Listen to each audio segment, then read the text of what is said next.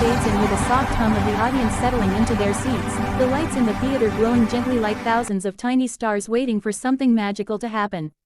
Welcome back to everyone watching around the world, to the place where ordinary people walk in with extraordinary dreams and leave with stories that last a lifetime. If you have ever believed that one single voice can change a room, can heal a broken heart, or can turn strangers into family, then you are in the right place today. Because what you are about to witness is not just a performance, it is a moment that will stay with you long after the final note fades. The camera slowly sweeps across the judges' table. There is a familiar seriousness on Simon Cowell's face, the man known for his razor-sharp honesty, the judge who has seen tens of thousands of singers over the years and is rarely surprised. Beside him, the other judges exchange polite smiles, flipping through notes, sipping water, mentally preparing for yet another audition. They have no idea that in just a few moments, the entire mood in this theater is about to change. From backstage, a quiet figure stands waiting. His name is Mateo Cruz, a 27-year-old from a small fishing town in the Philippines. He wears a simple shirt, a pair of worn jeans, and shoes that look like they have walked a very long road to reach this stage. In his hands, he holds a small pendant, a silver guitar charm that once belonged to his father. His fingers tremble slightly, not because he doubts himself, but because he knows exactly what this moment means.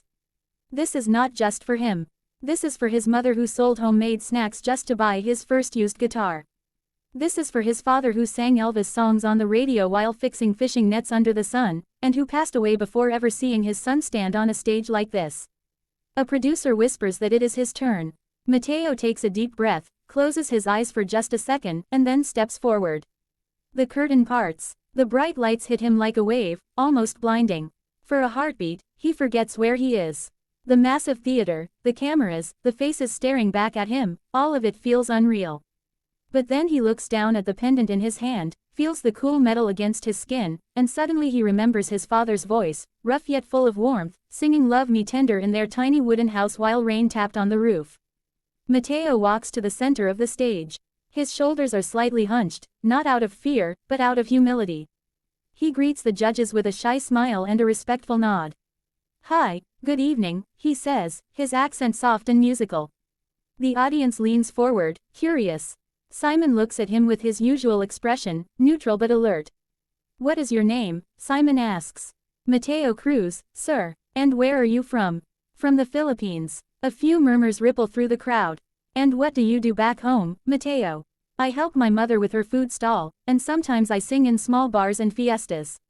Simon nods slowly. "And what brings you here today?" Mateo swallows, his voice shaking just a little. "I am here to sing for my father. He loved Elvis Presley. He used to say that Elvis was not just a singer, he was a feeling.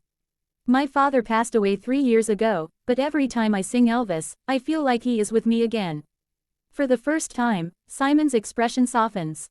The room grows quiet. No one coughs. No one whispers. Even the cameras seem to hold their breath. "All right," Simon says gently. "Whenever you are ready." Mateo steps back, adjusts the microphone, and then closes his eyes. There is a long pause, just long enough for doubt to creep in. But then, from somewhere deep within his chest, a voice rises. He begins with the opening lines of Can't Help Falling in Love. But this is not the polished, overproduced voice that the judges are used to hearing.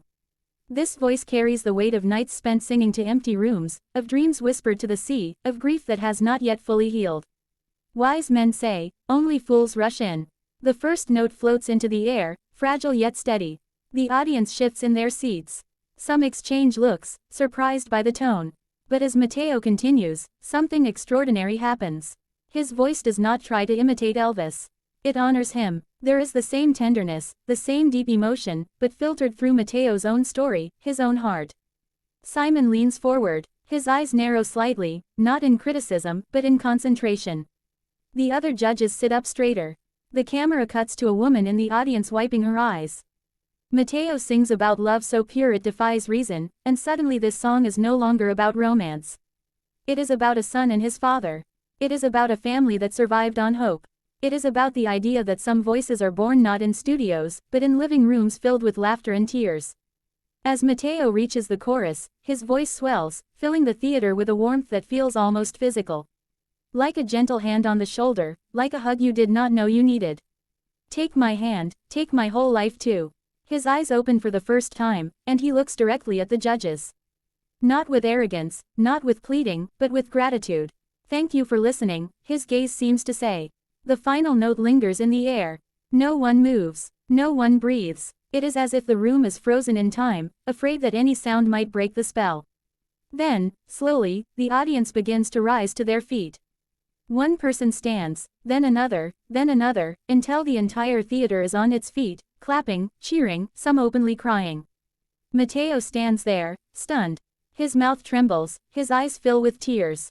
He did not expect this. He only wanted to sing. He only wanted to feel close to his father for 3 minutes. But now, he is surrounded by a wave of love so powerful it almost knocks him off balance.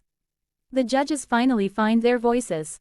One of them speaks first, praising his authenticity, his courage, the way he turned a classic into something deeply personal.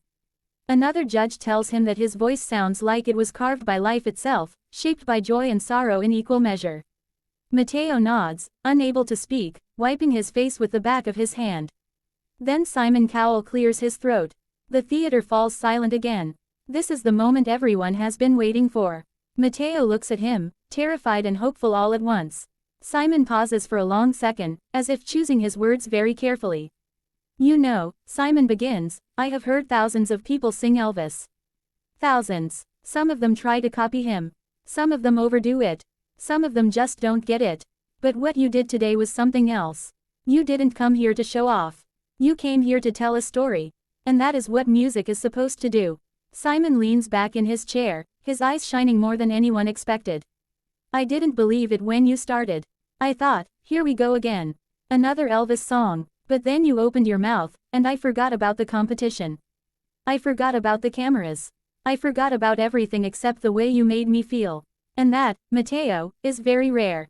The crowd erupts again. Mateo covers his mouth, overwhelmed. Tears stream down his cheeks freely now. He whispers thank you, over and over, not sure who he is thanking. Simon, the judges, the audience, his father, the universe. The time comes to vote. One by one, the judges say yes. Each yes feels like a door opening to a future Mateo never dared to imagine.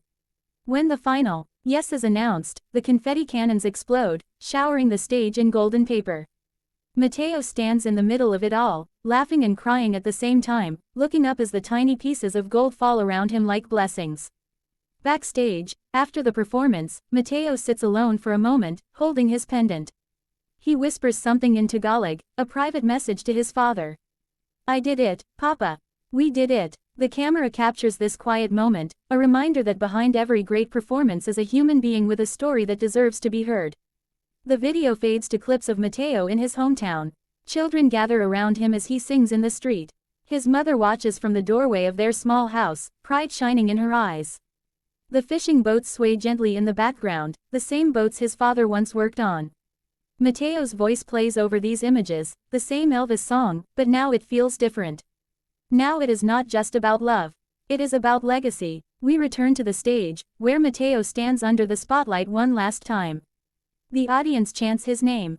Simon looks at him and simply nods, a gesture that says more than words ever could. In this world of flashing lights and fast fame, something real has just happened. Something honest, something unforgettable, and as the camera slowly pulls back, capturing the full theater, the cheers, the tears, the joy, we are reminded of why we watch these moments in the first place. Not for the judges, not for the competition, but for the people like Mateo, who carry entire worlds inside their voices, and who, for just a few minutes, let us feel what it means to truly listen. Thank you for being here with us today. If this story touched your heart, share it with someone who needs a little hope. Because somewhere out there, in a small town by the sea or a crowded city street, another voice is waiting to be heard. And when it finally is, it might just change everything.